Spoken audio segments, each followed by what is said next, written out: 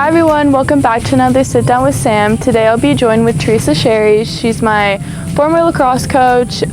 She's a mentor to me. She's on the board of ZCares, and I just have a lot of appreciation for her because she helped me get through a lot of my tough times and find my way to college.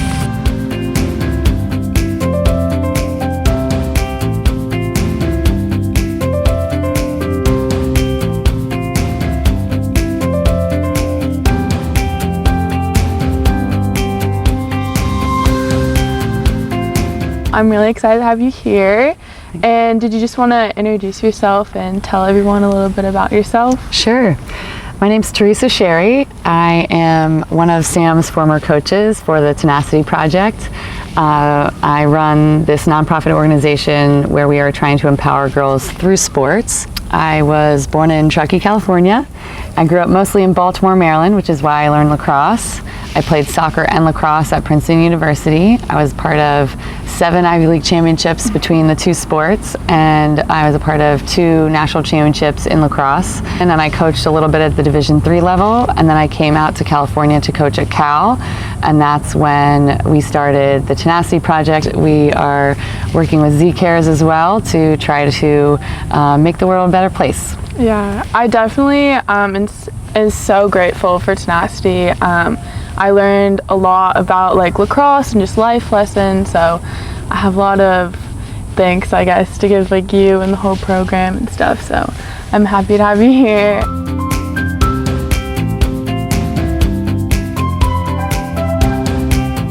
Why do you choose to be involved in ZCares and kind of be an advocate for mental health?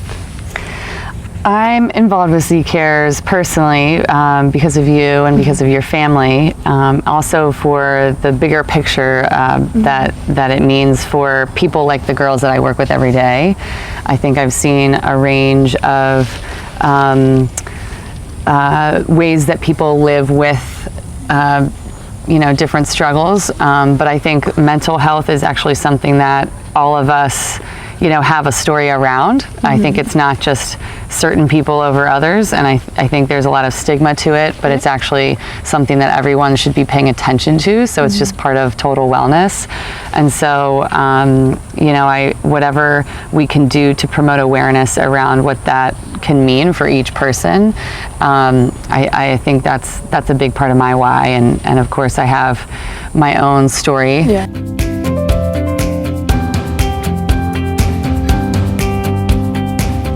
Can you share a little bit about your story and your journey with mental health?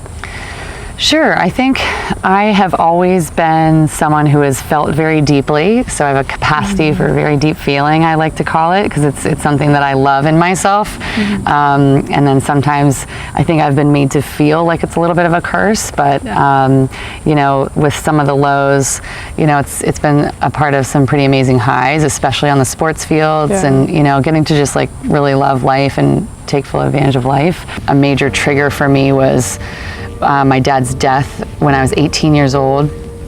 That was something that, with who I already am, I think that really kind of ramped up, some of that. And the way I describe it is that I went through all of these emotions at 18 that I think you're supposed to experience gradually throughout life. And so my journey really began, I would say there. I think I was super passionate my whole life, and I may have had some of the struggles I've had regardless of if my dad had died, but that really set some things off. So there were a lot of pressures in college. I think at Princeton for 4 years, you're stressed about writing a thesis, so that plus the 2 sports. To some extent, I didn't know anything different because I was involved in a lot of activities in high school and all growing up. But I think that extra distraction, I didn't really know what to do with some of the emotions around my dad's death, and figuring out my sexuality and managing social life, and the social pressures in college. So post-college, I would say it has been more phases as well. I think sort of like the 20s, the 30s, you know, it's a shift in your identity, going from student athlete to someone who's trying to have a career, and then there's a lot that you're trying to figure out, or at least that I've always been trying to figure out as far as what I'm supposed to be doing, you know, personally. And there's a lot of things, I think, society pressures, you know, so I think something that I noticed in adulthood was just as I have been involved with more and more young people, you know, figuring out how to feel every child's pain, you know, or go through some of their journey with them, but not, you know, I didn't want to be too callous to anything, but I didn't want to, you know, feel so much that it would, you know, kind of, I don't know what even how to describe it. It was just, has at times been a lot for me to handle too, you know, because we've had multiple attempted suicides, and we've had sexual assaults, and, you know, different things. I feel at times like I've had to, you know, maybe through therapy or, you know, just reading, just my own education as much as possible, develop tools to handle the adversity. And it's interesting because I think what we're trying to do through these sports programs is help girls develop tools to handle the adversity they'll face on and off the field throughout life. So I actually find myself drawing on a lot of my Final Four moments, or my college competition moments, or even my high school basketball moments. And so there's like a familiar emotion that happens, and then the idea is that hopefully that triggers, you know, a response that you know, brings me back to, like, you know, something that I know, like a knowledge that that can help me get through whatever situation it is.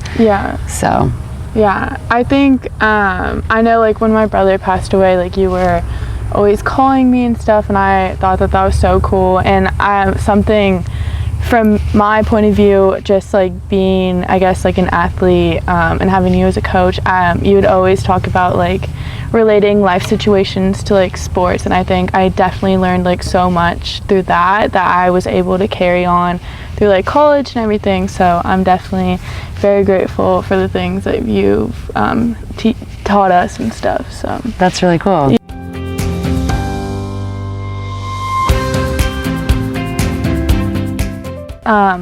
What are some ways that you cope with your anxiety and depression, and just anything that's going on in your life? Well, I think the number one thing was figuring out that it was something that I had to be intentional about. You know, instead of just continuing to take the hits, it's like, okay, I'm quite resilient. I can bounce back from when things kind of knock me down. But getting to a place where I could actually, you know, have like kind of lifelines, I sort of call them. You know, it's like, it's this song I listen to. It's like I pick up my journal and write. I go out and I work out. You know, having certain people that I call. I literally have reminders in my phone to like call certain people like every week. There are also times when I just have to start my day over. So I'll literally like lie down for a second, and I know a lot of people meditate. I think I do it in my own way, but I'll close my eyes, or, you know, I'll listen to something.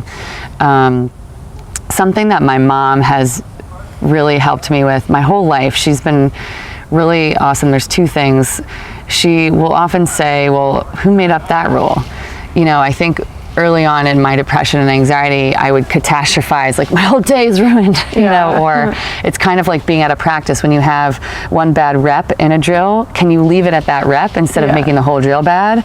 Or, you know, if you're in a game, can it just be one bad half, not like the whole game? Like, you can still win a game and be down by 3 at halftime. And if you got 3 hours of sleep before the Duke game, like, who made up that rule that you had to have a certain number of hours? Like, obviously you wish you had more, but you can still go out and play well. And and so I think in my life that's been really huge. You know, you have a choice how you respond to things sometimes, and so if you have the physical energy, you know, it's like kind of mentally getting around that.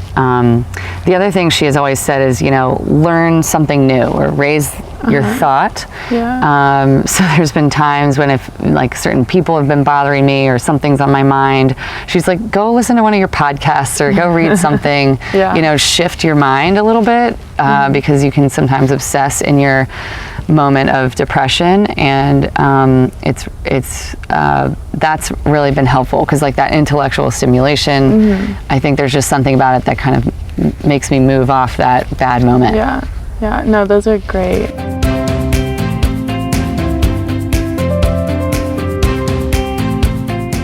What are some things that you implement in your coaching to help girls with their own mental struggles and mental health and anything that they're going through? Yeah.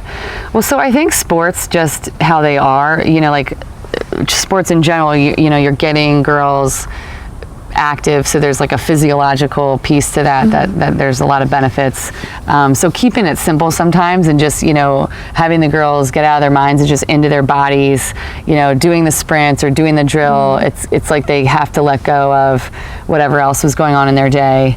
It's 2 hours without the phone and without the comparison to the world on Instagram and Snapchat. And there's also things that we're really doing very intentionally in the last, I would say, maybe 2 or 3 years, just with journaling pre-practice. It's almost like an intention setting, like in yoga.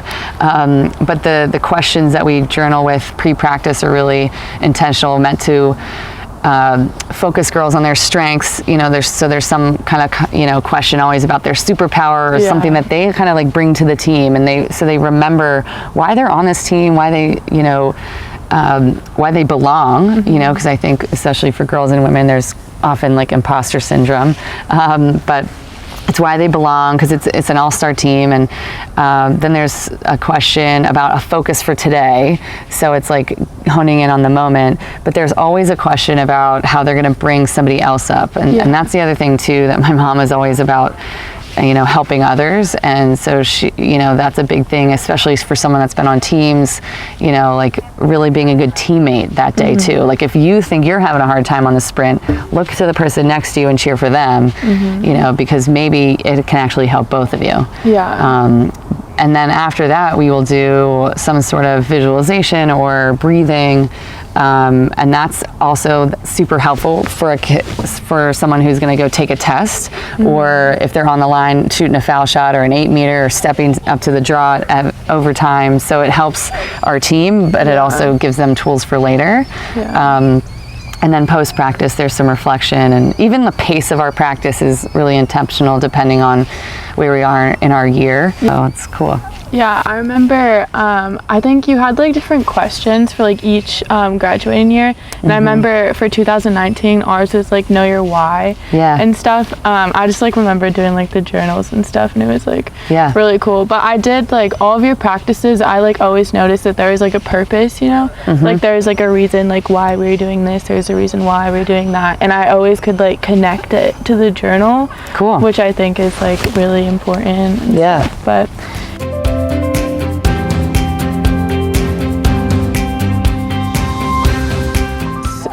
just can you share like a message or like any kind of like hope to anyone that's like watching at home that may be struggling?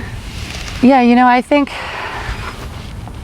think everybody has to come up with their own tools and their own questions, whether it's something that they write about in their journal or things that they sort of think about. I know people have mantras or mottos or things like that. A year ago, I went through an episode that was really tough, and sometimes through the hardest things, you come out like really strong. And through that process, for about 6 months, I was journaling with these questions. And I just think, these were like 5 questions that worked for me. But everybody has something that sort of works for them. Humor, I think, is really important to keep in your life. I was always focused on listing what I got done and like achievements at the end of every day. And instead, I, at the end of every day, would ask what I put effort into. So I'd ask, what did I put effort into? Who did I spend time with? Because I think that's important for figuring out who's kind of like sucking the life out of you, of the people that you're around, and who's really like, inspiring you, and who you love being around and feel better after you're around them. I also would ask, what did I laugh about? So sometimes I'll notice like who I laughed with, or what did I laugh about. Like sometimes I'll remember the stupid stuff I laughed about that day, but it's helped, like, I didn't laugh today at all. And then how was I active, and who did I help? So those 5 questions were... No, those are great questions. I think a lot of people can learn a lot from just like thinking about their day and just like really going like more into depth rather than just like, oh, I did this today. I think that's really cool.